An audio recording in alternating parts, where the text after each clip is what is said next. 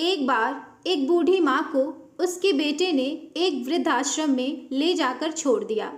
इस माँ का ये वही इकलौता बेटा था जिसके लिए इस माँ ने जीवन भर संघर्ष किया।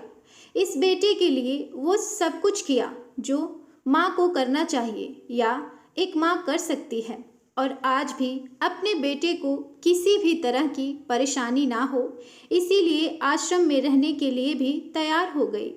वृद्धाश्रम में रह रही माँ हमेशा अपने बेटे को याद करती, मगर बेटा केवल साल में एक बार उसको मिलने जाता या फिर फोन पर बात कर लेता। कई साल बीत गए। वृद्धाश्रम से बेटे को एक दिन फोन आया। उन्होंने कहा, बेटा जल्दी से आश्रम आके अपनी माँ से मिल लो, वो बहुत सीरियस है।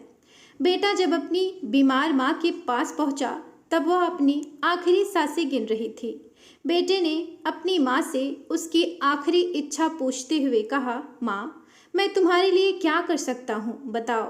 माँ ने कहा, बेटा इस आश्रम में गर्मी और मच्छर बहुत ज़्यादा है, यहाँ पर कुछ पंखे लगवा देना। फ्रिज ना होने की वजह से यहाँ पर हम बूढ़ों को कई बार भूखे पेट ही सोना पड़ता है, क्योंकि किसी का दिया हुआ खाना कई बार खराब हो जाता है।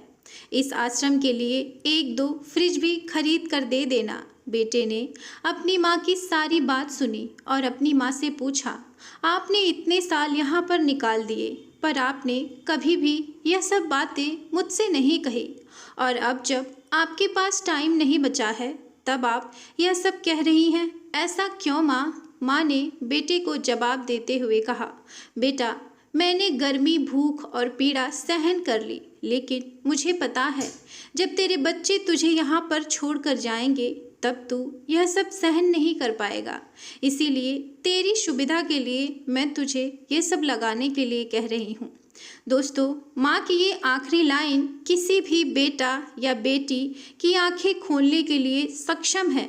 इतिहास हमेशा अपने आप को दोहराता है। अगर आप चाहते हैं कि आपके साथ अच्छा व्यवहार हो तो आपको भी दूसरों के साथ वैसा ही व्यवहार करना पड़ेगा।